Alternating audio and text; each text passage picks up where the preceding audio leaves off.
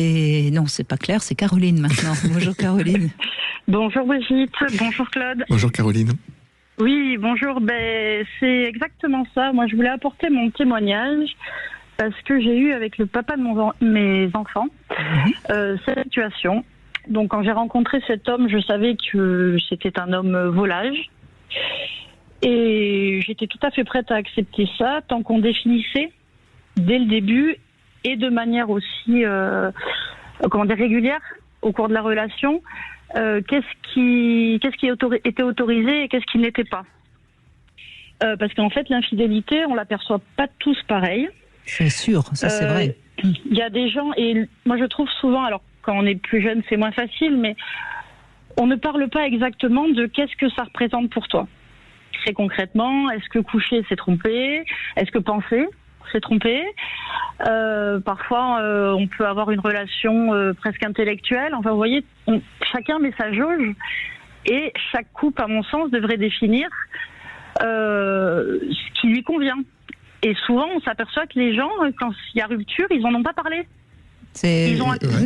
Vous allez faire plaisir à Claude parce que c'est ce qu'il disait au début de l'émission, qu'il faudrait être déjà clair au départ sur ce qu'on accepterait ou pas. Puis qu'est-ce qu'on dit derrière relation? Parce que moi j'aime bien le mot relation extra-conjugale. Pour moi, dès qu'on met beaucoup d'énergie, plus d'énergie dans la relation à l'extérieur, on est déjà dans entre guillemets, j'aime pas le mot tromper moi, mais non, mais moi c'est ce que j'avais essayé de faire, c'est-à-dire que connaissant cet homme, j'avais dit voilà, il me semble que tu fonctionnes comme ça. Ça tombe bien parce que entre guillemets sur le long terme, moi aussi. Moi, j'ai tendance à penser que sur un couple qui dure très longtemps, peut-être que souvent vous parlez de ça, Brigitte, un jardin secret d'un soir, une rencontre, un moment qui restera complètement comme une petite bulle. Pour moi, c'est pas forcément. En fait, derrière l'infidélité, il y a souvent la sensation de trahison.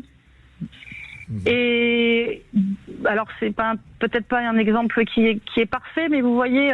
Dans certains couples qui font du libertinage, ils ouvrent quand même la possibilité de nourrir d'une certaine manière entendue le couple, vous voyez. Et moi, du coup, je lui avais dit, écoute, je pense que si on se met ensemble, tu me tromperas. En tout cas, bravo pour cette lucidité-là dès le départ, parce que vous deviez être jeune et avoir déjà cette lucidité-là. Ça montre aussi, Caroline, que vous avez une compréhension aussi de ce que c'est que le sexe, quoi. C'est pas non plus forcément quelque chose d'essentiel. Un petit coup d'un soir, c'est pas non plus. Oui, mais c'est surtout que je m'étais aussi interrogée parce que moi, j'avais trompé tous mes compagnons. Oui. Et du coup, eu une relation extra-conjugale. Et du coup, je m'étais interrogée par rapport à moi-même parce que je voyais bien que je pouvais pas demander à l'autre quelque chose que je pouvais pas faire aussi.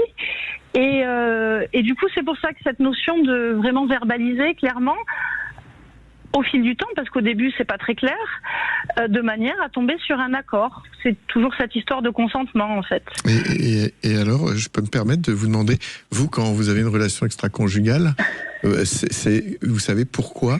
C'est quoi le besoin que vous trouvez que vous ne trouvez pas dans la relation en général? Alors je vais vous répondre par une petite pirouette. Je blâmerai les oestrogènes. Étant ménopausée aujourd'hui, je regarde ça en me disant que beaucoup de fois dans ma vie, c'était de l'ordre du pulsionnel.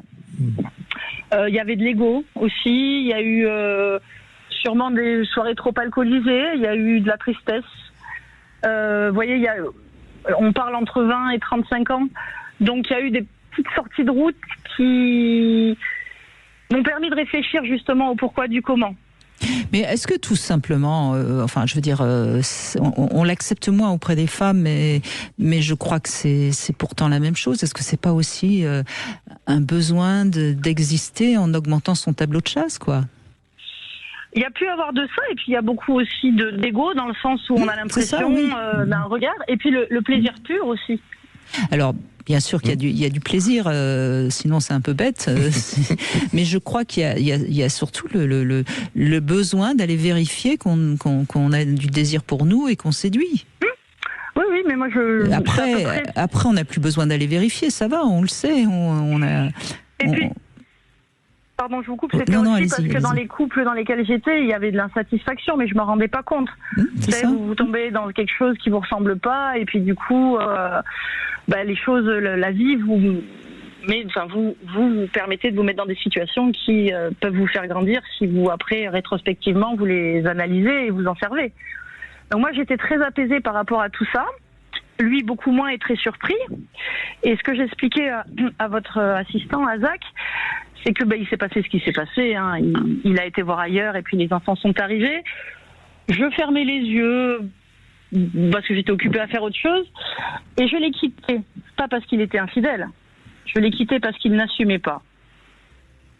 Je l'ai quitté parce qu'il mentait.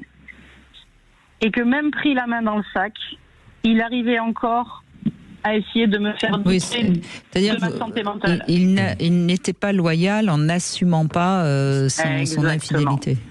Oui. Et même avec des preuves, mais d'une évidence absolue, il arrivait encore à me dire « mais non, c'est pas vrai ». Et vous aviez le sentiment de passer pour une conne? Oui, alors ça, à la rigueur, on s'en accommode bien, c'est que ça venait toucher ma santé mentale. C'est-à-dire qu'il me disait, mais non, tu es folle. Ah oui, en plus. Oui. Oui. Ouais. Et du coup, voilà, je suis arrivée au point un jour où, vous savez, l'évidence, c'est que c'est plus supportable.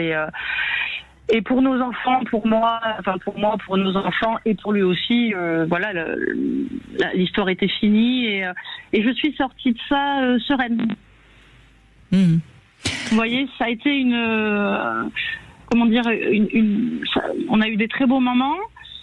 Je regrette qu'il n'ait pas su saisir l'opportunité avec moi de réfléchir à parce que c'est pathologique chez lui. Un petit peu l'auditrice d'avant, vous voyez, vous imaginez bien le stéréotype, un beau brun qui ment, qui baise, qui triche, qui... Vous voyez, tout ça. Mais vous aviez peut-être envie de le sauver alors ça parle de votre histoire aussi, hein. J'essaye d'arrêter ça. Ce serait pas mal, oui. Non, j'ai cru à un moment que à faille égale, vous voyez, oui. On peut aussi, il y avait quelque chose. On se répare tous les deux. On pouvait grandir ensemble. Mais il n'a pas cette... moi je suis thérapeute, donc c'est aussi un peu mon quotidien de réfléchir au pourquoi du comment, au lien, de me questionner.